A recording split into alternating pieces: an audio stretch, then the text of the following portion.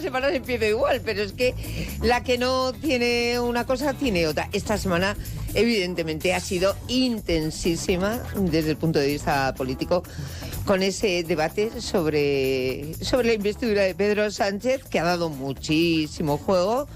Y con la reciente promesa de hace nada, 2 horas, de Pedro Sánchez ya jurando su cargo como presidente del gobierno reelegido.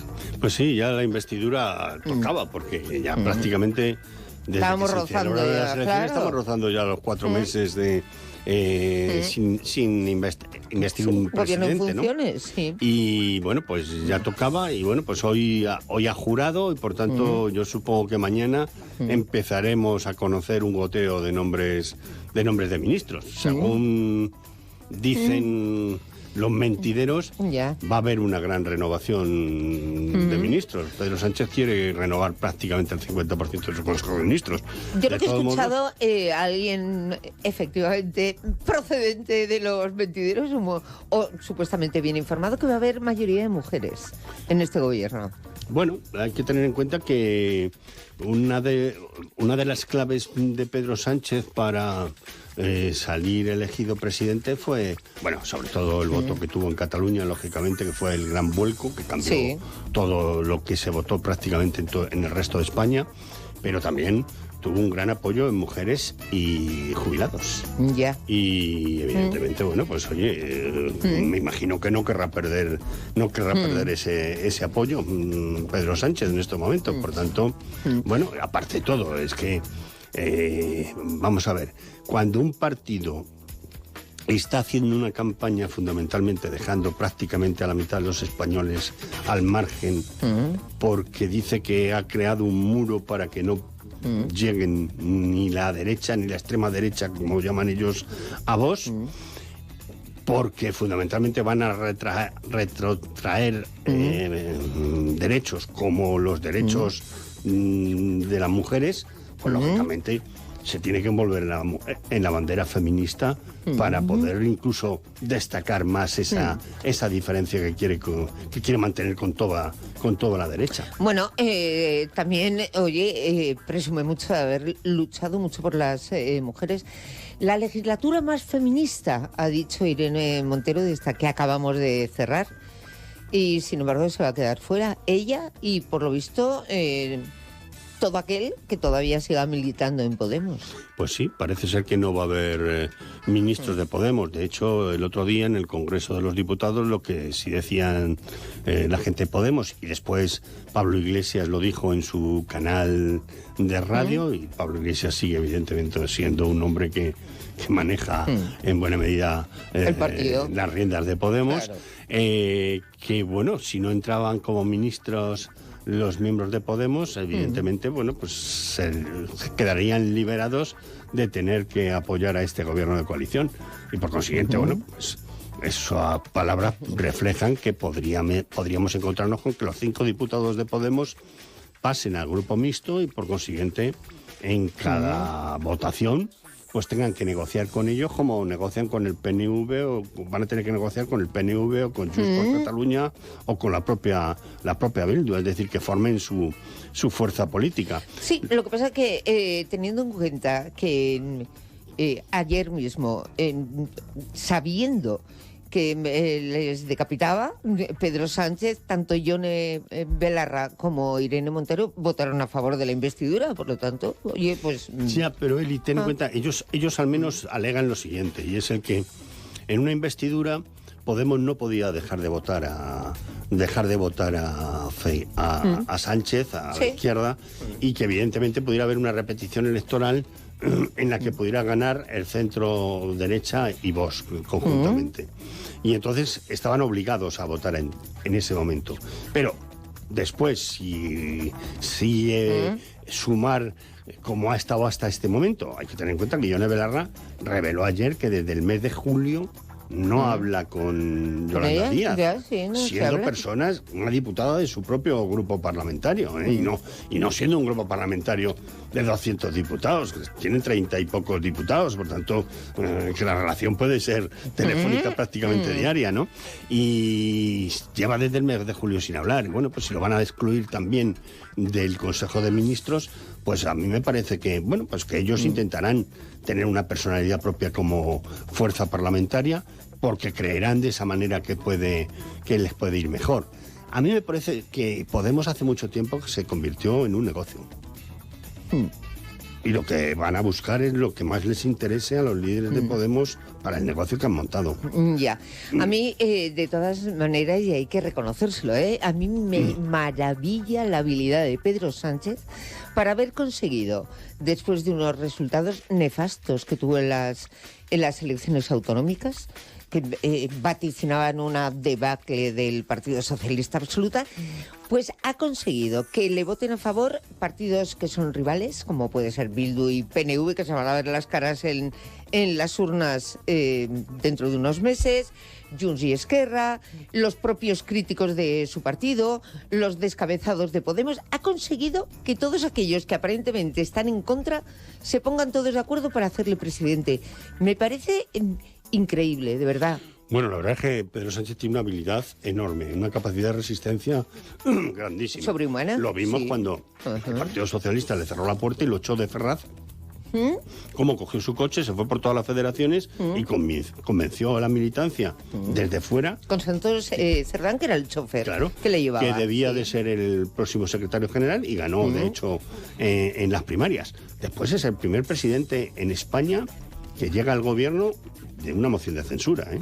Sí, es decir, que ningún otro lo había conseguido. Él, ese punto de la historia lo tiene. Y es el primer presidente que no ha ganado en unas elecciones. Exactamente. Y cambiando, que esto cambia muchas cosas, porque evidentemente, si en estos momentos todo lo que se está hablando en España es que al ser un régimen parlamentario son las diversas fuerzas las que se reúnen y hacen un programa de gobierno y hacen un presidente de gobierno que vaya a llevar adelante ese gobierno, bueno, pues las elecciones seguramente, los sistemas electorales deberíamos de replanteárnoslo, pues sí, porque al final no son los ciudadanos los que eligen al presidente del gobierno, sino que se elige en los despachos dependiendo de lo que le dan. Es decir, vamos a ver, Junts no tiene nada que ver con Pedro Sánchez.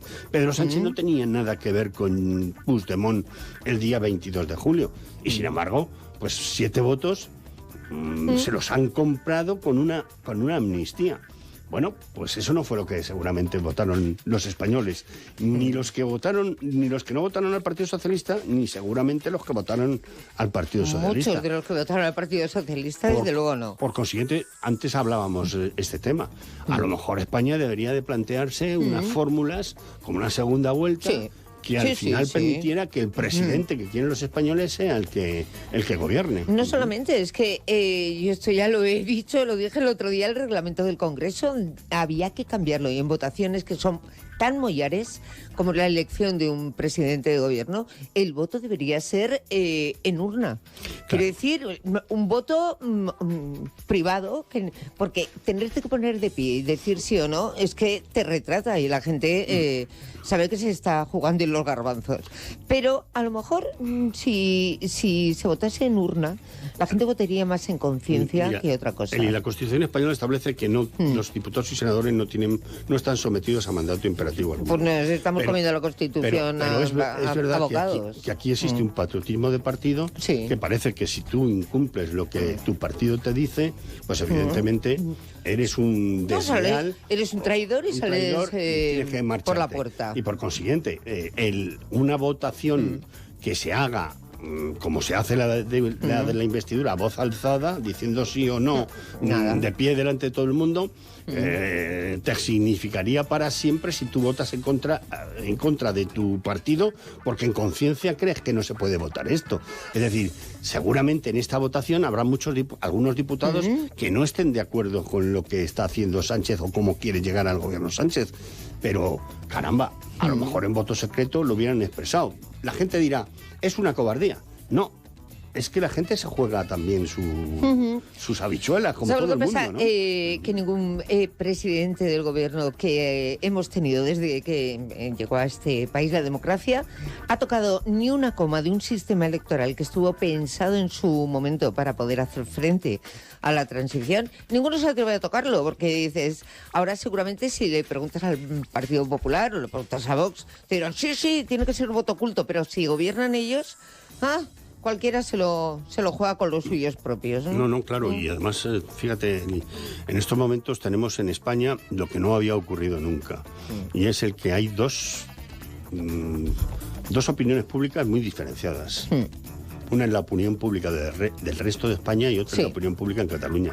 Ya. Y se ha visto claramente en las elecciones del 23 de julio. En el resto de España el Partido Popular ha ganado con claridad. Y sin embargo, Cataluña da un vuelco por el número de diputados que allí tienen. Por tanto, a mí me parece que ponerse a pensar en una reforma de la ley electoral es fundamental. Ahora bien, estando como está en estos momentos el Parlamento y estando como está en estos momentos una serie de partidos que se han juntado porque lo que quieren es colocar al centro y a la derecha en un extremo y por consiguiente ellos gobernar en contra de la mitad de España, y que han incluso dicho, porque el propio Sánchez lo ha dicho en su discurso de investidura, que la Constitución española es reinterpretable y que tiene muchos matices que se pueden ir haciendo para mejorarla y para seguir avanzando, pues hombre, yo me quedaría con que no toquen la ley electoral, porque a lo mejor se tocan la ley electoral es para que no puedan perder nunca estos grupos que han llegado al poder. Que volvemos a lo mismo. Se encuentra con partidos que tienen intereses opuestos y que los dos le van a exigir su apoyo. Hablabas de las elecciones vascas, ahí están efectivamente Bildu y PNV. Llegará Otegi, seguramente, si le hacen falta los votos al PNV para ganar a Otegi, y le dirán, oye, Pedro, que si no consigo ser Lehendakari, no cuentes conmigo más. Pero es que el PNV le va a decir lo mismo. No, ¿cómo se gestiona eso? No, pero es que además ahí no puede ser ganador y ganador, como juega siempre Pedro Sánchez, porque ahí en el País Vasco o gana el Partido Socialista, que no parece, o si no, va a tener que decidir por Otegi y los dos le van a amenazar con lo mismo. Y claro, y los dos se van a enfadar, uno u otro. Tendrá que, evidentemente, abrazarse al mal menor, pero abrazarse al mal menor siempre es muy dificultoso. Pretender tener una legislatura en España donde prácticamente no haga ya proyectos de ley importantes y todo lo demás lo saque a través de decretos leyes, como ha hecho durante la pandemia y después, posteriormente, pues hombre, en un país democrático no es muy de recibo, y por lo tanto, pero bueno, oye, tampoco es de recibo el que se dé una amnistía para poder gobernar a unos políticos que han malversado dinero y que han hecho incluso, según el juez García Castellón, terrorismo como Puigdemont, etcétera, con Tsunami Democratic. Y sin embargo, pues lo han hecho. Por tanto, hemos visto traspasar todas las líneas rojas que no pensábamos que jamás se podían traspasar. Bueno, vuelvo a los mentideros que has dicho tú, que están que arden, porque una vez que ya ayer Pedro Sánchez salió del Congreso de los Diputados como nuevo presidente del gobierno, todas las miradas se fueron inmediatamente a Zarzuela.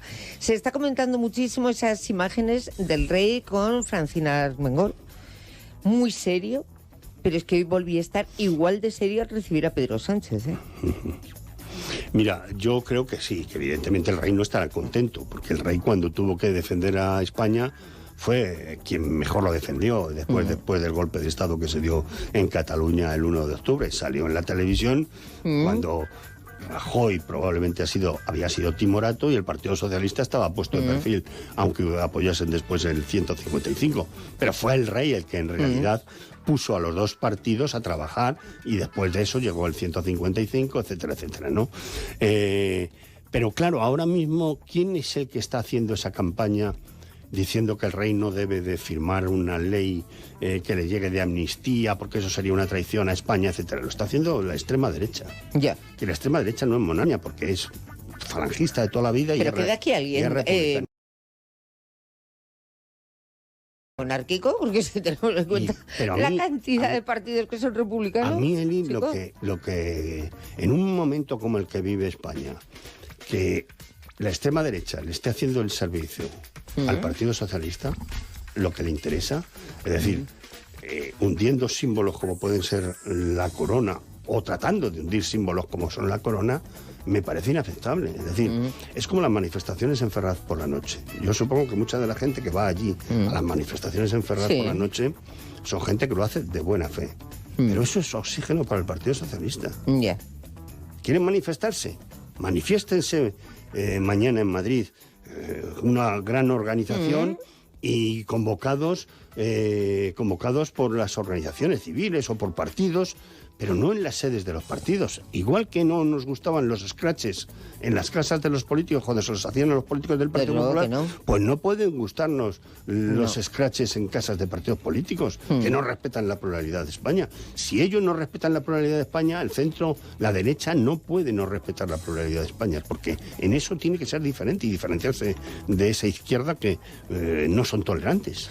Bueno, pues tenemos ahí una legislatura por delante, por lo menos entretenida. Nos va a tener comentando todo lo que vaya sucediendo cada semana. Material no te va a faltar, Antonio? No, fíjate, y encima, además, Juan Sánchez casi siempre en fiestas y en fines de semana. Mañana, gobierno. Bueno, para darnos el fin de semana. Bueno, pues veremos.